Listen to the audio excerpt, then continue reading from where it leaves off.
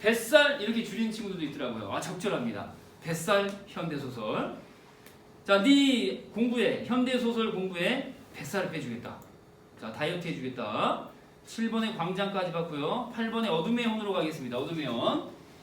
자, 어둠의 혼 할 때 어둠이 뭐였더라? 어둠? 아버지의 죽음. 총살. 뿌영뿌영. 왜 춥니? 펜 있어 없어? 뿌영뿌영. 정신 차려. 자, 어둠은 아버지가 죽은 거. 아버지의 죽음, 총살 이런 거야. 플러스 마이너스야. 마이너스. 이 혼이 뭐예요? 혼이.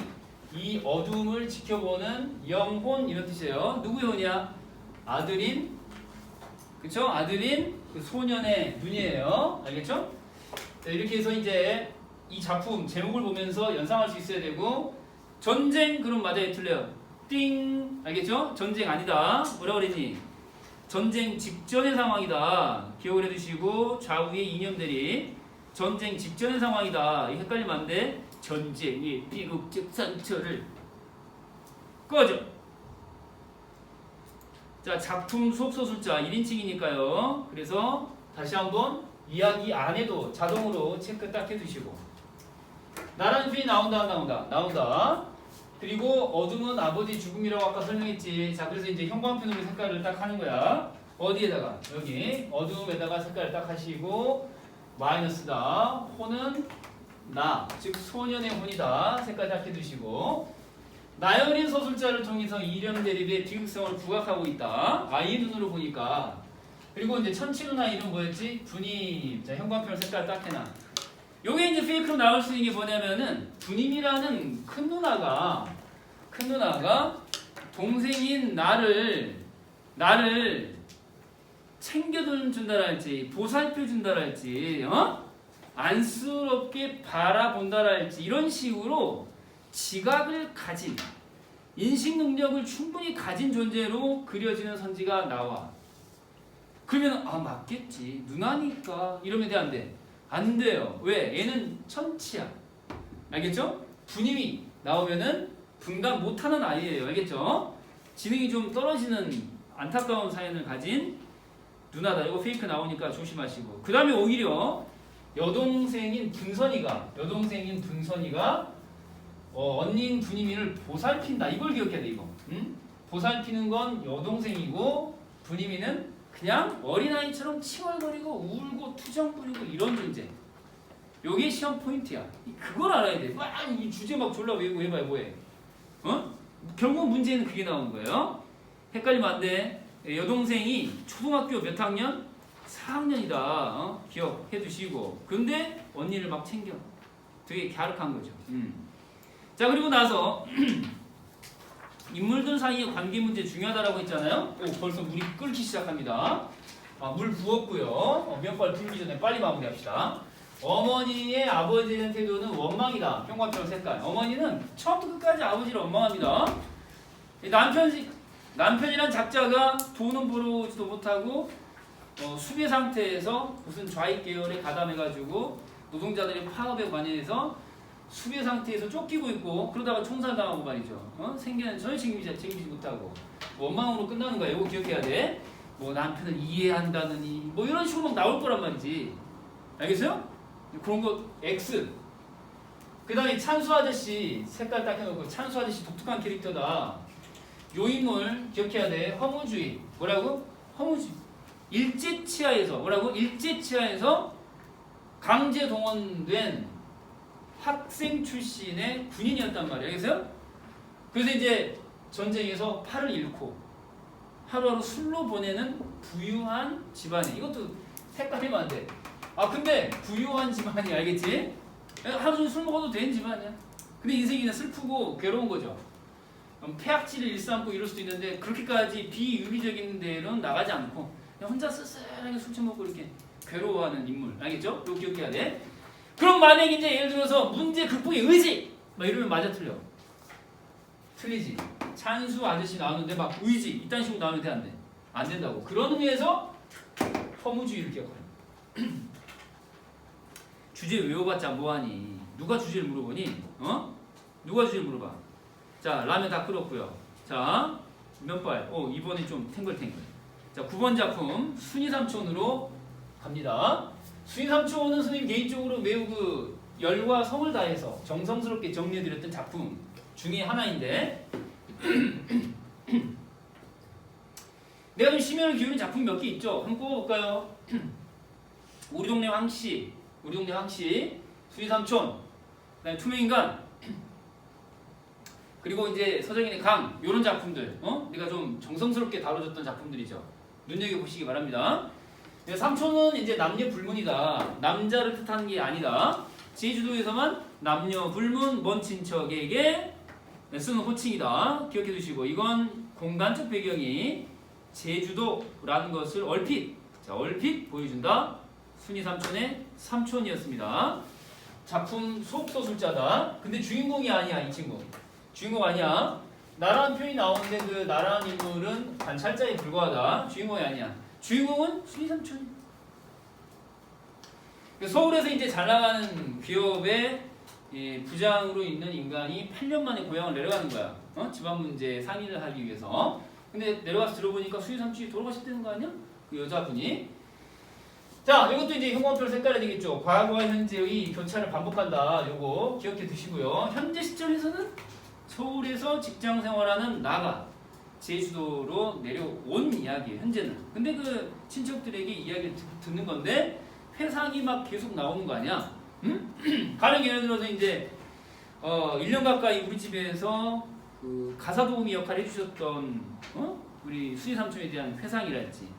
그래서 그때 막 뭡니까 신경쇠약증에 시달리면서 그쵸 막 있던 그 환청도 막 들리고 이런 분이 자꾸 그 듣지 않은 말을 들었다라고 하면서 아내와 갈등을 겪던 그 장면, 그런 거 비롯해서 자 자세한 거 노트 좀 다시 한번 보시고요. 자 서촌이라고 하는 지명을 잘 보시고 서촌, 요 디테일, 제주도에서 서촌이라는 곳이다.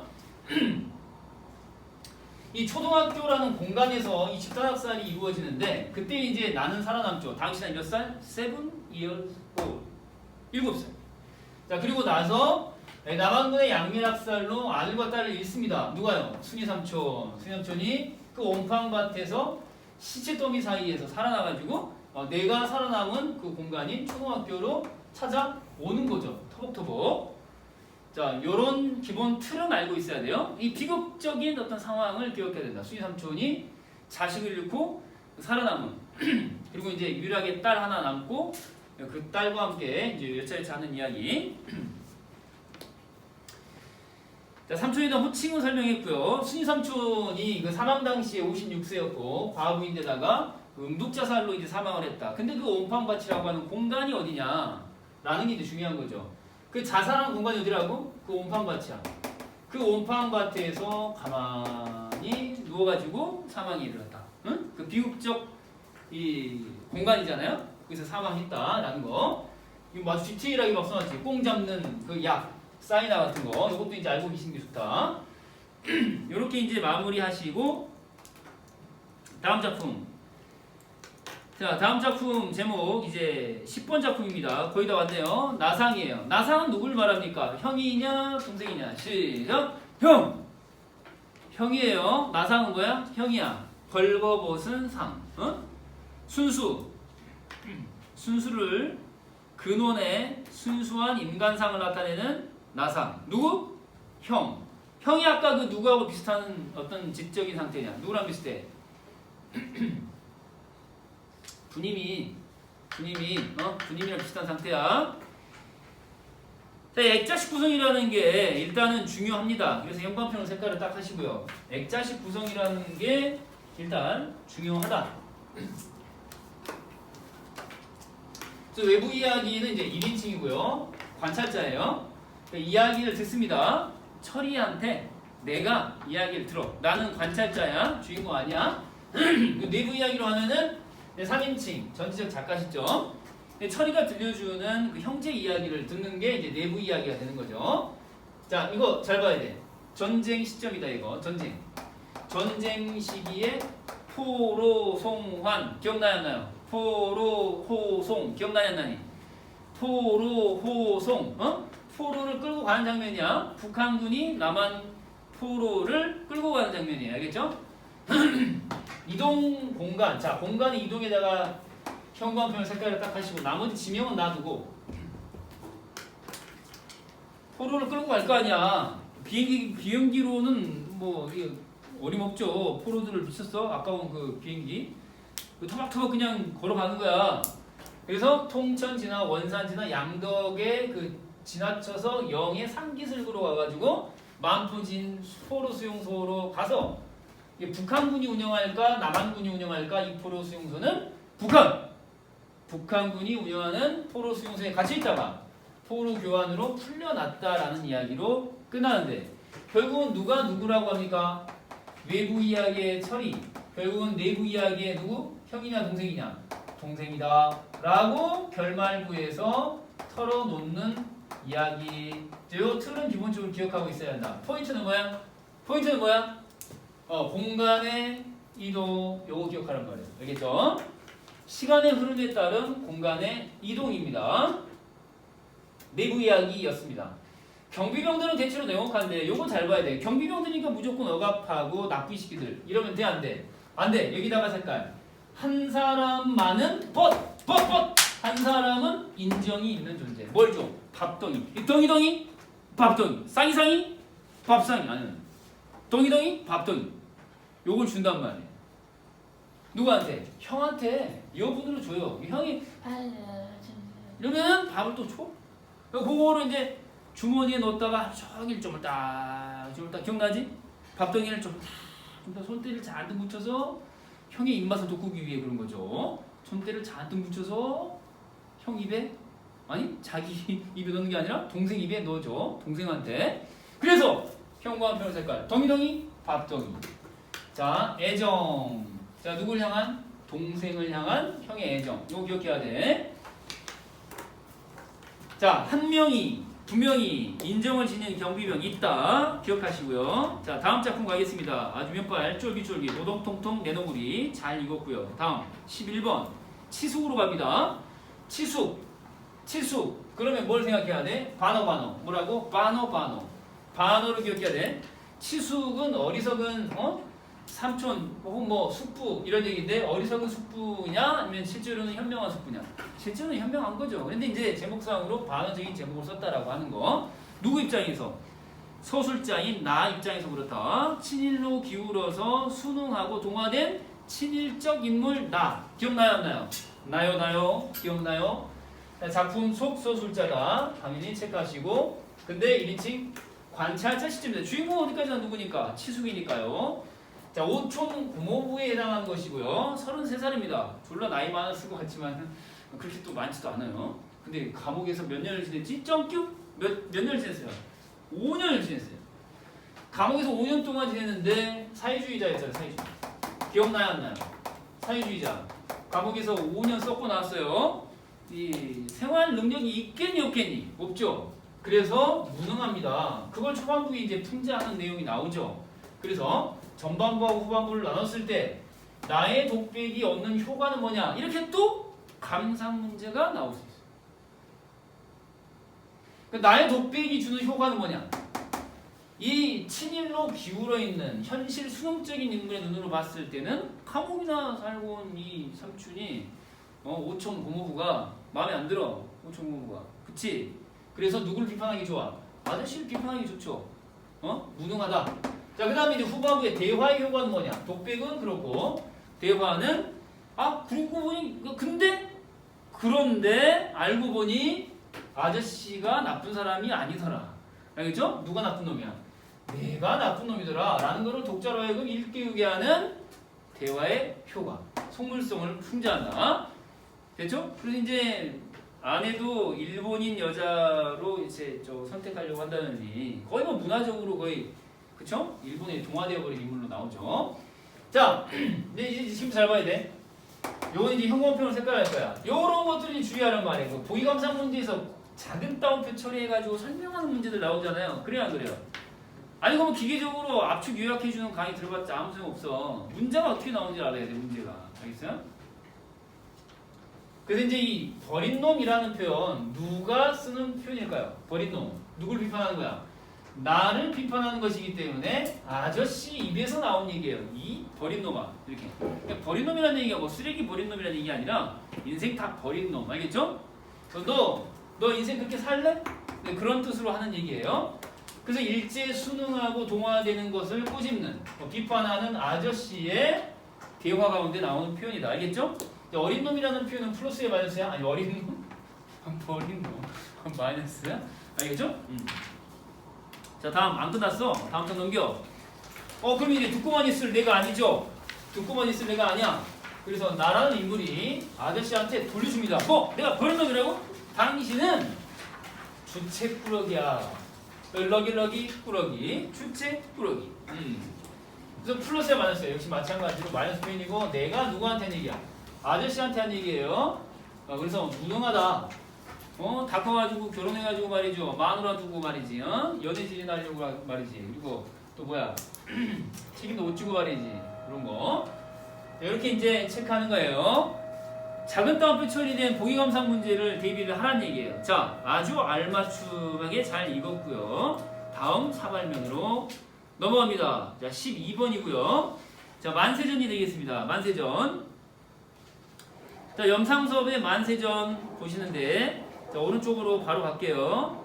만세전 할 때, 요 높아시면서 만세전 할 때 전은 홍길동전 할 때 전이다. 맞아요, 틀려요? 땡. 홍길동전 할 때 전이 아니에요. 전이 뭐야? 전후 할 때 전이야. 그러니까 만세 그러면은 무슨 만세가 생각나니? 슬기 만세. 그렇지. 그렇긴 한데 여기서는 3일 만세야.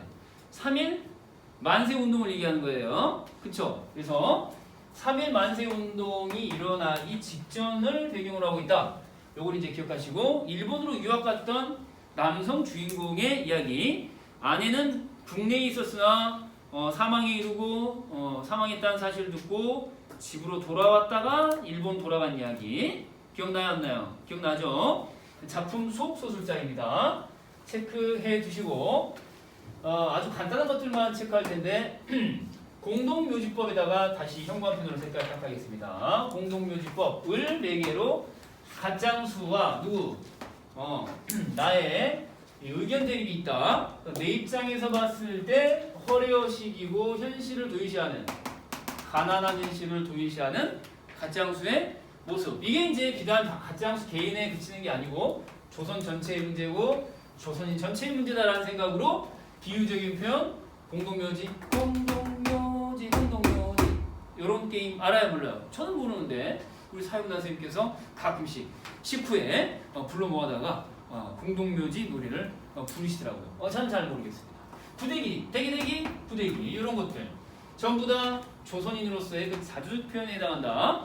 이게 이제 앞에 있는 이 공동묘지법을 매개로 한 이야기라고 기억하시면 되겠고 다시 요보 마이너스 쿠리 마이너스 기억해 두시고 조선인을 멸시하는 표현 요보 그리고 하층 노동자들을 비하할 때 낮춰 이를 때 쿨이 나온다. 여기까지 요 정도 기억하시면 되겠다라는 얘기입니다. 지금까지 살펴본 그 12개 작품은요. 역사소설로부터 시작해가지고 일제치하 그리고 한국전쟁 이후에 베트남 전쟁까지를 아우르는 4개였고요. 얘기였고요. 근데 이후에 이어질 작품들은 산업화 민주화 정보화로 이어집니다. 아시겠죠? 자, 그래서 이 부분은 이제 목요일서부터 하나씩 마저 정리하도록 하겠습니다. 다음 시간 시작은 겨울의 황부터 시작하겠습니다. 아시겠죠? 이 정도로 오늘은 마무리하고요.